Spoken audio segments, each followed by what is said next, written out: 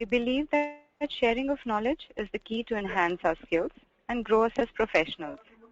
With this principle in mind, we've initiated a series of webinars conducted by industry experts to give you all a crisp insight of various domains. The topic of this session is ethical hacking, and our guest speaker today is Rasool Karim Irfan. He's a senior manager at Tata Communications Transformation Services.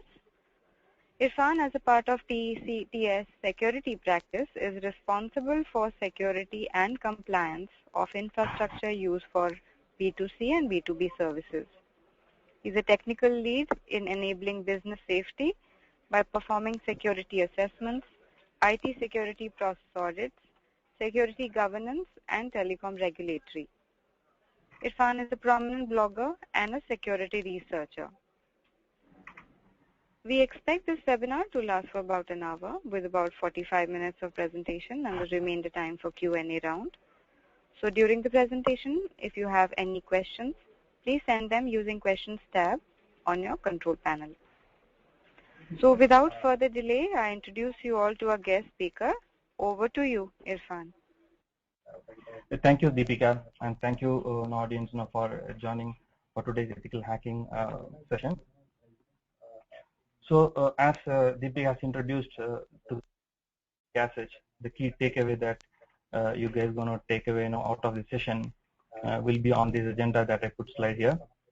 I'm going to give the overview of the information security state on the digital era that we live in, and then how the hacking concepts and various phases that have been involved ethical hacking industry, and then what are the various type of attacks that organization would face, and the security controls that the organization put in place to defend those bad guys getting access to the networks. And if your organization wanted to do this ethical hacking, then what would be the necessity skills that you're looking for from an ethical hacker? And though there are many industries that are available in the world now, but then typically I would like to take a close look at the Indian telecom infrastructure or a telecom infrastructure per se, in terms of giving insights of how a telecom infrastructure look like, and then what would be the threats that are around the infrastructure and how we can protect our India has been aiming to protect the critical infrastructure as an industry. So as Deepika mentioned, you would find the questions tab in the control plane. So if you have any sort of questions that you want to ask in between, you can type in there. And though we have a separate QA session, if there are questions that need to be addressed on a particular slide that I'm addressing, I'm happy to take up, and I'll read it for the question and then I'll answer to the best of my knowledge. Fine, so I'm moving to the next slide. It's about state of information security. Though we know there are many industries, I would like to begin with the government in terms of how government infrastructure has been protected in recent days. So I have taken some content which has happened in the last few years. I'm not going to the incident which has happened in prior to 2014 or 13. So what is, and as you can see, this is an incident that happened in G20 conference that has been conducted by Australian government in the year 2014, wherein there are all the world leaders, including the Prime Minister and Presidents, did attend the meeting in Australia, and there is a cybersecurity breach that has happened, wherein the 31 world leaders' information has been passed to the Olympic department or a game department within the country. So the more interesting fact is, you would like to understand what would be the root cause. It is a human error that's been happened by an inside employee of an Australian immigration department, who when he composed an email to the games department, he unknowingly provided all the information back to them. So the next industry is typically on the healthcare sector. Hope you would aware about the incident, but to give a overview and highlight, Anthem Healthcare is a insurance providing company which is being located off North American Canadian region, and the attackers has expected more than 80 million customers' data from Anthem Incorporations, and thereby they get access to all their personal records, their health issues and other privacy-related information. Now, the root cause for the cybersecurity breach is because the company has outsourced most of their IT management to some third parties, and I do not want to name the company. But then the hackers do understand who are the operators and who do manage the infrastructure. Typically, in terms of database, this company used a technology called Teradata in terms of storing all the customers' data. So via social engineering professional network like LinkedIn, they do found out who are the administrators and who manage this database. So they did send a spear phishing email, which has been targeted toward the database administrators, and they tend to access those emails and click the links, and it got opened in the web browser. And there's a small software or malware kit that's been written in that code, which got executed and then exploited the browser, and they gain access to the system. And via the system, they also got track of the passwords and the user credentials of the administrator that have access to the Anthem database servers. Through that, they stolen more than 80 million customer records. So it's a biggest breach that has happened in the healthcare industry in recent days. So the third incident is typically on a retail sector. Target is a retail company which is predominantly having multiple stores in North America, in Canada, and in other regions. So this company do have stores, but then they wanted to do a cost reduction or optimization program within their industry. So they do track of their AC temperature on a periodic basis, and they do want to reduce the increase the AC temperature during the non-peak hours. So they outsource the job to the HVAC company.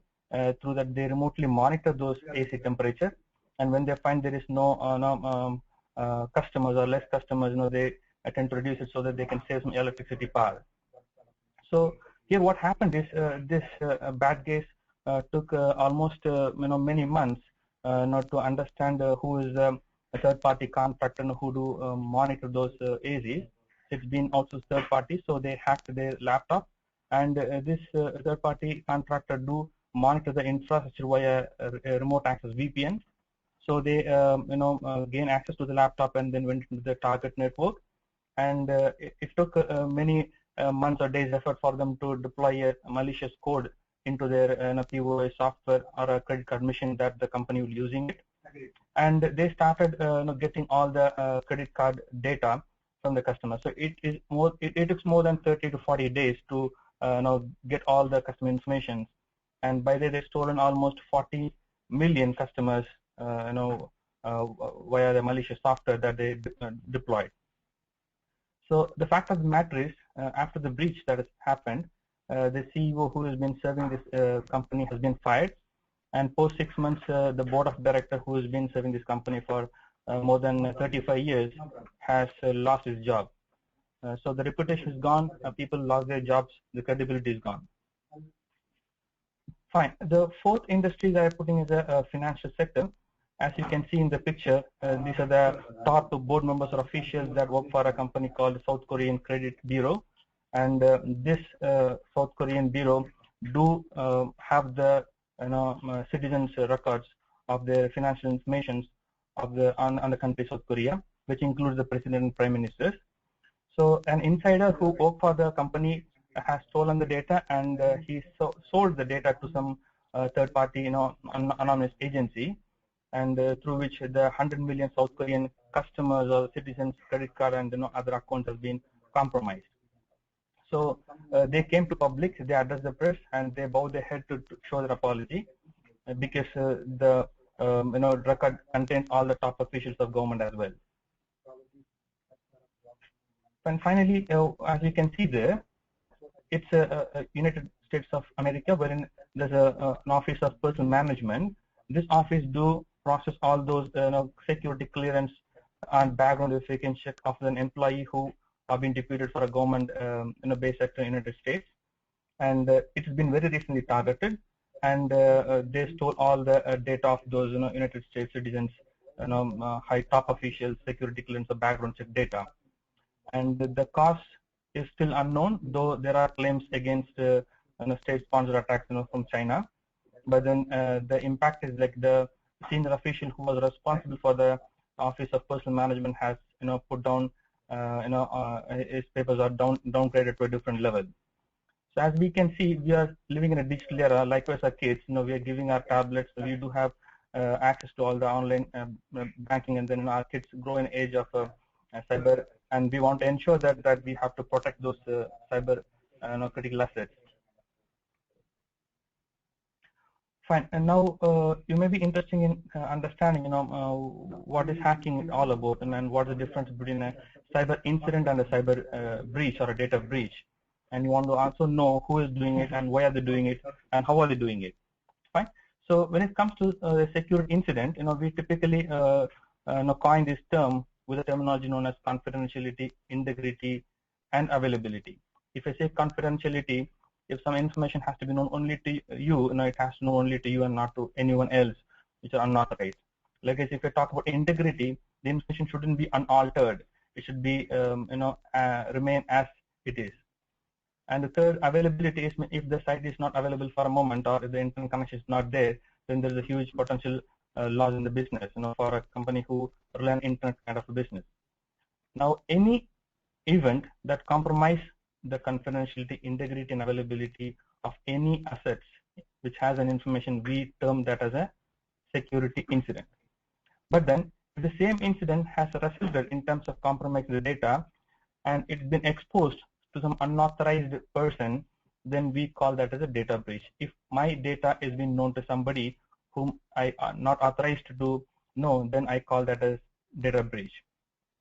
So according to Verizon's 2014 data breach report, they do perform an interesting study in terms of who are the guys who are really doing this kind of cyber hacking. They figure out 80% of the hack attempts have been happening by an external, and then 20% contributes in internal, and then very few in terms of partnership. So as you can see in the graph from 2010 to 2014, we see a larger portion of compromise or breach has been happened by an external. It means we do not know who is monitoring us, but somebody who is not familiar to us is doing it. And why are they doing it? There are many reasons into it. Phishing is one reason. They wanted to see what we actually do on a daily basis. They want to steal our credentials. They need our bank accounts. They need our health information. And there are some portion of interesting technology that involves to do a RAM scrapper. They want to destroy all those machines which is being utilized for IT infrastructure system. Likewise, they want to deploy a spyware or a key logger to really track what's happening. So as you can see, the reason for them to doing it in 2014, majorly contribution of getting our own credentials for them to use it, and then the second portion comes RAM scrapper and phishing kind of an incident. Fine. The third question that will block me in my mind is typically in terms of understanding how do they do. Fine. So we use almost all the IT applications in recent days. Now we use browsers, we use QuickTime Player, we use Windows Media Player, we use Adobe, we do use Android mobile phones, iPhone-based applications, ATM machines, and much more than that. So all machines do need an application or a driver which enable them to function. And when a developer develops any such software or an application, it comes with a bug. And if it's been known by somebody or an error, then we call them as a vulnerability or a weakness that exists on the system. So there are about 7 million vulnerabilities that have been exploited, and 19% of the system has been compromised because the vulnerabilities have been exposed. And if you look at in the first graph from 1999 to 2014, there are many CVs that have been published. The common vulnerability interface is published, and the weakness still in place. And in the second graph, you can see the top 10 CVs which have been exploited, by the hackers in last 1 year. Fine. And what is the implication? If you are a customer of a bank, and if your data has been stolen, then you are more concerned about it. So the first person who is more worried of the cyber breach is the customers. Second comes employees. If you have been employed in the bank, and if your brand reputation goes lost, you may lose your job. The company share price would come down. You may not get a bonus, so you are worried about it. And if you are a business partner, and then you have an immediate threat of cross contamination or a long-term integrity in terms of any business transaction, so they do worry about it. And the regulators in any government who typically manage those business are concerned more, because they do see that the external threats are more to the business and they want to streamline those processes. And finally, the investors, the capital marketers, who do invest in terms of getting some revenue or to add a value in terms of country's GDP growth, are more worried about it. Fine, I'm moving into hacking concepts and the various phases slide, but I didn't see any questions so far in the question tab. If you have any queries, which I have passed in last couple of slides, please post it there. I'll read it and then I'll be able to take up any questions then and there. Fine. Even if it's a good guy or a bad guy doing a hacking attempt, then he has to follow some series of steps. And what we've done is we're going to group those steps and we putting a phases, and we calling that as any bad guy, good guy has to pass through these phases if he wanted to be successful in terms of a hacking attempt. The first phase is called as a reconnaissance. It's typically a phase where any bad or good guy will typically try to gather as much as information as possible before launching an attack. If I want to take an example, if some bad guy wanted to deface a web server, then he may need to know what is the URL name and corresponding IP addresses and where is it been located, and what are the other domain names, DNS, IP addresses, stuff like that. So he would typically do some sort of reconnaissance and gather as much information. He may contact people, he may create a false Facebook page, connect with them as a friends. He will build relationships, So these activity we call them as a reconnaissance. The second comes scanning. After getting all those basic information, he really wanted to see whether there are any vulnerabilities or weakness that have been available in the system through which he can exploit those vulnerabilities to gain access. So he may use some tools, he can do manual work, or he can do some automated work with scripting. So those steps are a series of processes that we call it as scanning. The third comes gaining access. The moment he found out that the web server is reachable on port 80 and then it has some vulnerabilities, and he would exploit the vulnerability to gain access into the system, and we call that as a gaining access phase. The moment he gained access, and if he wanted to do some malicious activity, he would continue to keep the access for some time, until he attempted the motive, because he gained the access that he wanted to do some bad activity because he has a motive into it. So he maintained the access, and he may launch further attacks. Now, he may hack a system he may be sitting in India, he may hack a system somewhere in Somalia, and he can do a target attack to Russia or some other nation. So he want to maintain access so that when they want to trace, they will see the attack comes from Somalia, but the guy sitting in India is actually doing it.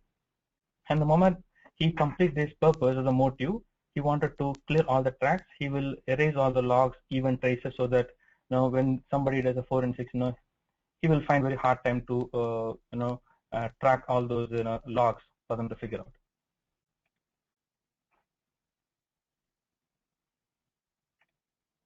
Fine. For the slide.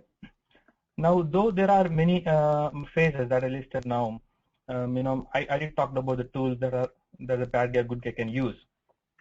So now, what are the tools? Now, I have not listed all the tools that are used by a bad or good guy in terms of all the phases, but I just put some names, and some logos against each phases, and the tool may vary depending on the device that have been under target. So in reconnaissance, as I referred, if it's a DNS server, if somebody wanted to do a information gathering on DNS, then he would typically do a DNS interrogation. Or if somebody want to track the email, he will do an email tracking kind of process. If somebody want to do a monitoring of updates, they would do it. And if they want to do a footprinting on the website, they would do it. So there are various tools.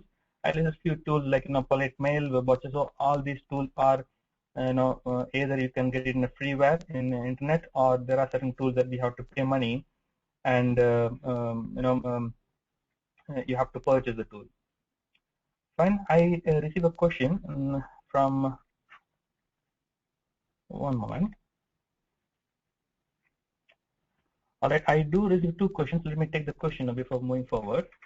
I got a question from Ikti with Kanna. He says, hi, is ethical hacking is legal? Fine. The moment you put ethical hacking, then it means it's legal. If it's a hacking can be then in different phases. So we normally call them as a white hat or a red hat, or a white hat or a black hat. The moment I say black hat, if it's a bad guy, you don't know who is he and he is what he's trying to do, and it is not legal. The moment I say white hat, it means I am working for an organization or you're working for an organization, and then you really want to see whether your organization assets are really protected from external threats, and you would deploy somebody to really perform some sort of exploitation to check whether the system are protected. So in that way, ethical hacking is legal in certain geographies. And I do got another question from Manavasan, and his question is, how these phases can be prevented from hacking perspective. Any high-level metrics from event to be helpful. Okay, I'm covering a slide which typically talks about the various recommendations that an organization should do. Okay, so I have got a couple of other questions. I'll take it up in further slide. But thanks for posting the questions. Yeah, so moving on to the scanning phase, there are many tools that are listed.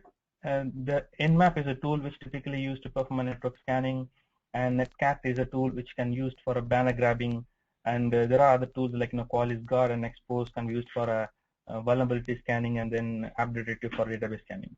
So the moment I say scanning, we really wanted to see what is the weakness system. Likewise, there are many diseases in a human body, and we go to hospital to perform a diagnosis to see why somebody is getting a fever. Is that because of virus, or is it because of some cold? There may be a lot of reasons, right?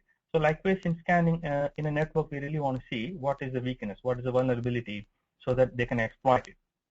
And the moment they see the weakness, they would typically write a plugin to exploit it, or they would use some low-hanging fruits to gain access. If it's a Windows kind of a PC, normally you will see a port number 445 or NetBIOS kind of a port, which do normally have open because it need share to access a file to access, or a printer machine to print, or it may have a NTP to sync the timing protocols. So we see the low-hanging fruits, and we will enumerate or escalate a privilege, and we gain access. If it's not possible, then we would normally generate a DDoS kind of an attack. So coming to DDoS attack, let us take an example. If you're taking a telephone call on a football stadium when there's a football match, probably you don't get a connection. The reason being is the channel capacity on a cell phone tower may have a 20,000 concurrent connections, but if there are 40,000 connections that are happening, the cell phone tower is not capable of handling all those calls, and it went into an unstable mode. So that's what DDoS attack all about. So intentionally, if you do a DDoS attack on a target, the component will get into a no state mode or a no responsive mode. It means it will say fail open, and an attacker will gain access to it. And finally, there are many tools that you can still use to maintain access and then further exploit the system. And there are certain tools like YARCrackNG, which typically used for Wi-Fi hacking, and Redsn is a tool which has been used to hack the Apple phone.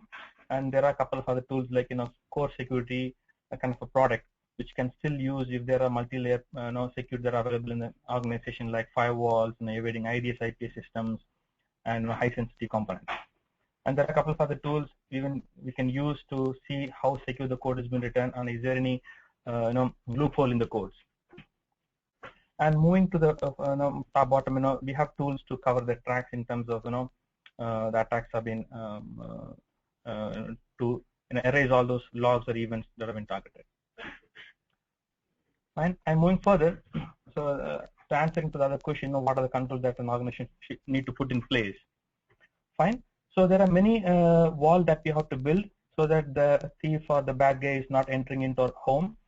So if it's going to be a scripting or footprint kind of environment, we have to put a firewall, which is a device. It is coming in a software hardware modules, and it can safeguard, or it will tell who has access to what and who has not access to it. Fine. And most of the companies do have access to email, and I can easily trap anybody by sending them an email from a legitimate user. So we have to put an email security solution so that though the emails coming in the security solution do understand what is legitimate, what is not legitimate. Fine. And most of us access web application or web servers, and I can get into any website through which the malicious piece of code can get downloaded in my PC, and may produce some harm results. So I have to put a web security solutions. And there are some attacks which can be triggered if there is a unauthorized attempt of a login credential that's happening in next 5 seconds in more than 10 attempts. Then you should need a system to trigger such alarms. So we have to deploy an IDS, intrusion detection system, or intrusion prevention system. And likewise, in nowadays the attacks are more intelligent. They become much more stronger. So they will create a pattern and they'll send it to us. And if it's not working, they'll create another pattern they'll send it to us. So you should have some system which understands the network behavior and which is capable of protecting the advanced persistent threats or a polymorphism kind of threats. So the much thicker your wall or the systems, so it will make much more harder for a bad guy to get into it. So why are we building more walls?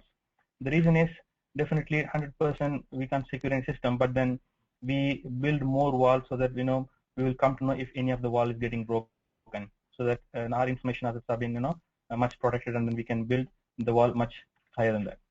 The reason is the attacker would take many days to months to recognize sense before launching a successful attack, and the moment it has been attacked, then we as a targeter, we would take again weeks to months to detect that I'm compromised. Great, fine. So now there is another question in terms of what is the skill that is being really required to for an ethical hacker. Fine.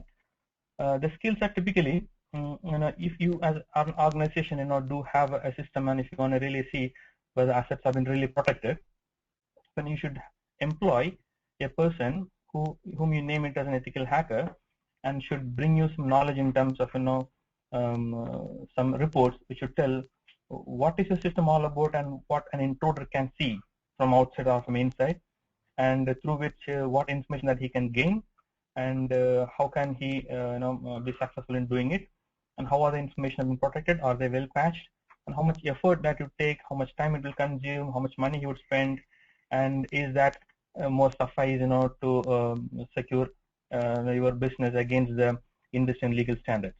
So the moment you do you have skills and you go and perform an ethical hacking job in an organization, probably you find the loopholes in the company controls and make them clear so that the business is so safe to operate.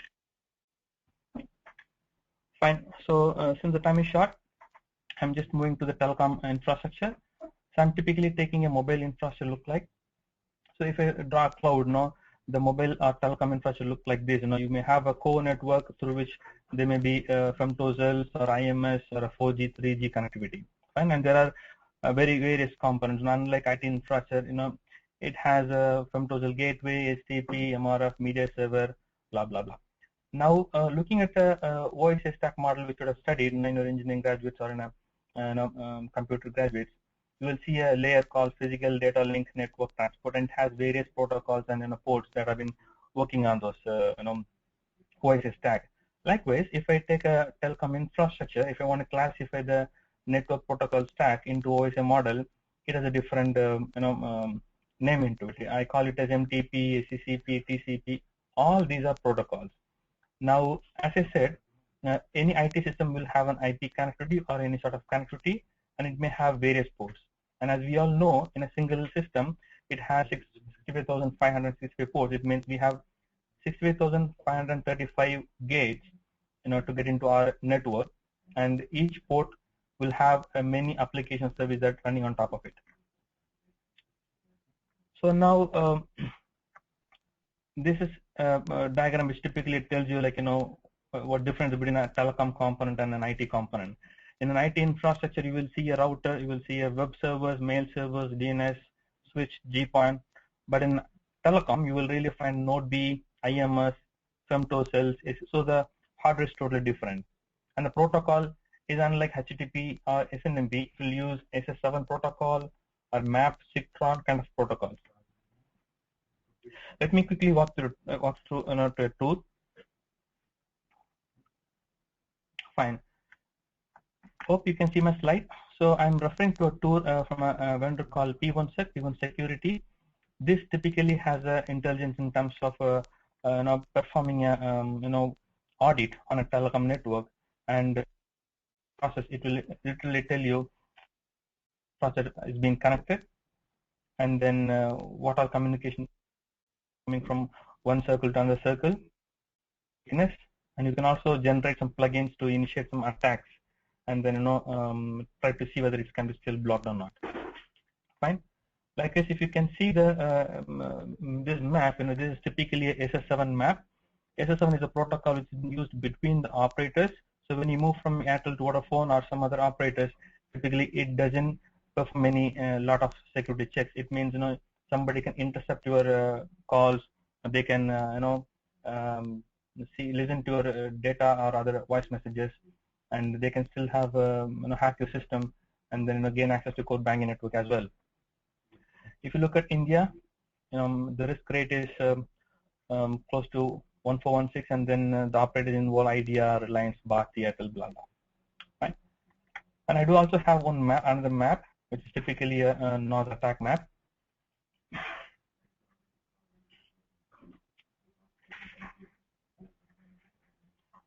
Okay, so as you can see in this map, this is a live map which typically tells you what is the sort of attack that's happening between the countries and what is the live systems that have been targeted. So China is triggering an attack on port number 25 to United States, and time stamp is so, and the attacker is joined Ukraine American enterprise. So you can see as many information as possible.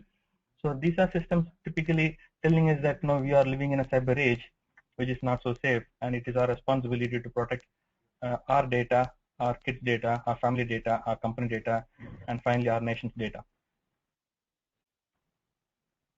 Fine. So let me come to the telecom infrastructure of Indian network, how it looked like. Fine.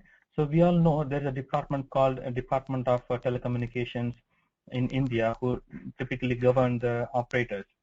And in May 2021, 31st of May 2011, the DOT has released a security amendment, which has more classes, but I have put very few classes just to give you a highlight of the importance of the government and organization in terms of protecting those infrastructures.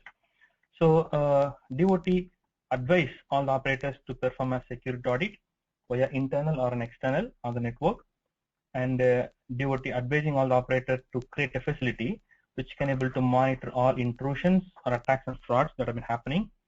And it advised the company to do a network forensics, perform network hardening, penetration testing, risk assessment, and it also warns the operator if they fail to do, they have to pay a 50 crore penalty for each breach, and subsequent breaches they have to pay 50 crores.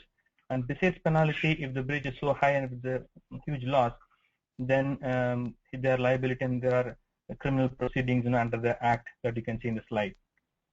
So there are many infrastructure which is so critical. So one such infrastructure is telecom.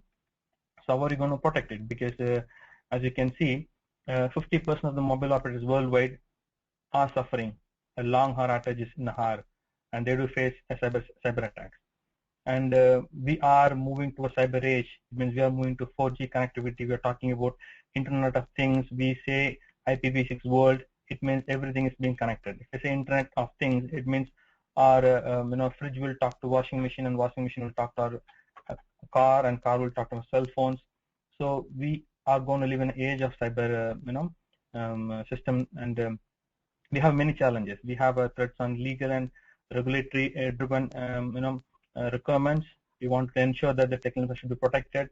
We should know the process and procedure in place, and many of our jobs have been outsourced to some third party. We need to ensure that third parties are aware and they're protecting it, and we have to continually monitor and measure whether security concerns are being protected well. So there are a couple of recommendations. As a telecom company, they have to perform a DOT security compliance assessment periodically, and protect the technical infrastructure, they have to perform ethical hacking. It means they have to do a vulnerability assessment and penetration testing on all the core critical components through which they offer the service to the consumers. They have to have a strong policy for corporate security. It ensures that their infrastructure and the business they serve for the customers have been protected, and they do have to perform an assessment on a periodic basis. And they have to revive all the contracts that have been written to any third party or a vendor, and they have to physically and logically check whether everything is compliant. And They should also manage and monitor all the components, regardless of security component or IT component, to ensure that the network is safe for an individual to operate. So if I say the network infrastructure has been protected in India, it means our nation is safe. So with that, I'm opening the floor to ask any questions. And I do also see certain questions that have been popping in the window. Let me try to answer a couple of the questions.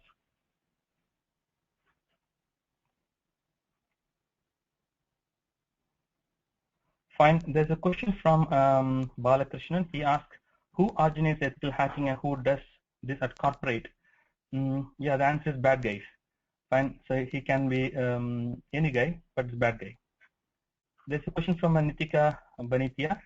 Ethical hacking, if want to take as a career, what step we have to take for it? Fine, very good question. If you look India as a market, we are very lacking cybersecurity skills.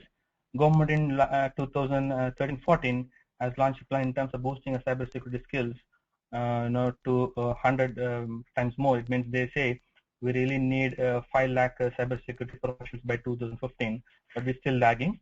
And very recently, our government, under the governing principle of NASCOM, has opened a task force known as Cybersecurity Task Force, and wherein they were trying to develop more industry-specific products in India. So good start. And forget about career. You have to protect your information assets, right? So the first step is try to attend more seminars like this. Get some attitude and interest into it, and then you will see a path. Either it can be vulnerability or it can be a secret information analyst. And but it's a good start. Now you listen to the seminar now. Fine. So there's a question from Sulfikan. He says, hi, if we are using a VPN connection, only allowed connection from local to server, that will have good security, right? Yeah, those assumption is correct, but the answer is it can't be protected. As I did mentioned, we can still use tools to evade the firewalls, to evade the VPN or IPsec connections. But it will take a serious amount of time for a bad guy to really attempt it. Fine. There's another question from Anudeep Matanki. He said, how will be if we choose a career as ethical hacker in India? Yeah, good question. As I did mention, there's a market in India, and if you really look at Israel as a nation, in last 1 year they did made $140 million business with less than 100 companies. So if we, in India, having skills that if we develop a market in India, it will be a $30 billion business in next 5-10 years. Fine. There's a question from Ashwin Patil. He says, I am using a backtrap, and I heard that doing Nmap is illegal to use in India. Is it true? Fine. So illegal is if you do use a tool and do an illegal activity, then it's illegal. Fine. So if you are using a tool and doing a penetration testing with an agreed terms and conditions, then it is not illegal. So if I say that, if at the moment I say ethical hacking, it means you should have some rules and conditions in place before using any tools on a target component. So if the tool is being used for an illegal purpose, then it is illegal. Fine. Sumit Patak has another question. Sir, does CC cleaner really helps in clearing tracks? Yep, to some extent. There's another question from Balakrishnan. Is ethical hacking is meant only for logical security or for physical security also? Fine. Ethical hacking is for all the information assets. And for logical security and physical, there are other controls that is available. But typically, ethical hacking is to understand technically what is the weakness that is available and then how can we protect it. Fine. So Yukti Weakness Kanna has another question. If I want to practice ethical hacking, how do I know where to stop so that it is not a crime, especially in India? Fine. So we have to build a cyber safe nation. So the first thing is we have to bring into the education system. We have to pass them cyber awareness to all the citizens, and and further there is an author who wrote in the book. It's fundamentally discipline. When a mom or dad making a kid, they should know. They should teach the kid how to brush, how to take bath. Likewise, it's a discipline all moms and dads should take in terms of letting them know what is good and what is bad. Fine. Chiranjeevi has a question. I want to create a personal firewall on my laptop. How is it possible or not? I think this is a question which is apart from the topic that I discussed. I'm excluding it. Ilyas Bash has a question. If the logs are cleared with the clearing track tool, is there any other possibility to get the logs from the system? Yeah, Ilyas, it has a there are tools, in terms of getting a forensic analysis. The tool, just to give a name to it, in case or guidance software, is a kind of company who does as a tool, and there are a lot more other companies. Fine. Shri Harsha has a question. I am aware that DDoS attack can occur over internet network. Is there a similar kind of attack in telephone or a voice network? Yes, DDoS can be done in a telephone voice network as well. Fine. Manichan Chen Parker has a question. Can I know any application where I can track emails? Yeah, you can find it in my email, in my slide. Monica Berwal has a question. Can you please share the slide with hacking tools again at the end of the webinar? I do understand that this is a recorded webinar and can be overlooked at any point in time. Lilandar Singh Singer has a question. Why can't we build only first wall, firewall, very strong, so that attacker will not reach to our application level wall? Fine, good. See, there are different types of attacks. Now, though my first portion of the slide typically talk about a corporate IT infrastructure, the last couple of slides did talk about the telecom infrastructure, because there are various flavors into it. So you don't know whether it can be inside or a attack or a external kind of an attack. So you have to protect the network from all the levels. So Govindraj has a question: is there an advantage or disadvantages of using a virtualization in telecom environment with respect to security? Yeah, there are. You have an advantage and you have a disadvantage. You can reduce your packs or capacity in terms of putting a SDN or NFV kind of solution, but security should be treated on top of it, and you should have resources who are highly skilled in terms of configuring and ensuring that the system is safe. Raju has a question: how important is it for India to have ethical hackers? It's quite possible, because Indians are pioneers in all the inventions. So if we build a capability towards ethical hacker, we can protect that. Prakash Chaluri has a question: what is penetration testing? Fine, good question. Though I did mention there are many phases into it. The first phase, it talked about the information gathering. The moment you gather information, you do a scanning and you see what is the vulnerability. And if you want to exploit the vulnerability, to really check whether it can be, bring it down, or we can steal the information, that process we call it as penetration testing. And there are companies who ask an ethical hacker to do pen testing, and they will say, don't hack any information, but then get it to a mode where see whether it's exploitable or not. So there are various phases into it. Fine, there's a question from Parag B. Solanki. He says, what are scopes for ethical hacker in market for jobs and growth in the field? Fine, I don't know how much money that you're looking for, but then there are market, in not only India but in a global scale, and there's a shortage of resources in overall. And Zizyan Paya has a question: I have 5 years of software testing experience, and I want to move into security testing. Please guide. Yep. So when you are a software testing, and if you do a code analysis, there are many products that does similar activities. If you want to name, Contract Security is a company who typically has some piece of tool which does code level testing, stuff like that. And there are many organizations who does it. So you have to find the right place, in terms of moving into security testing. So there's a question from Sangamesh Kupin. He asked, I am interested in telecom hacking. I currently know web hacking. How do I start with it? Fine. There are many companies who does provide ethical hacking as part of their service, regardless of whatsoever industry. So telecom is also part of that scope. So if you really find an opportunity in those companies, I think you can able to start, involving the telecom security. Fine. Balakrishna has a question. Ethical hacker is not bad guy. Is that done by techie of a company? Is it not? Yeah, I think I answered this question. Venkatesh Gopal has a question. Will you suggest any good institute to pursue the hacking course? There are a lot many institutes. I don't know which city you're part of. Mahesh Kumanath has a question. This is Mahesh. I am a network administrator. Could you please confirm what are the data and voice types of attacks and tools name? You can find few tools name in my webinar slide. Mahendra has another question. What the basis of hacking? I think I explained my slide. Fine.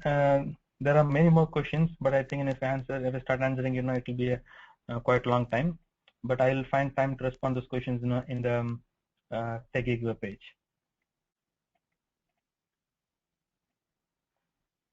And over to you, Deepika. Thank you, Irfan. Thanks a lot for this insightful session. I'm really thankful to you for conducting this webinar with us. It was indeed a great session, and I also see a lot of participation from the audience. Yep. Yeah, Thanks all. I would Thanks also for like joining. to. Yeah, Yep, and go I ahead. would also like to thank all the participants for their support in making this webinar a success. The recording, as Irfan suggested, is is available on techgig.com. So those of you who joined in late or who would like to revisit the slides which were shown previously, you can listen to the recording of the webinar on techgig.com under past expert speak section, and there is a questions forum on the same page. You're most welcome to put in your queries there, and it's a question forum, and Irfan will be able to answer on the same forum. So thank you everyone. Thank you Irfan again. Thanks a lot for joining us. Thank you everybody. Have a very good day.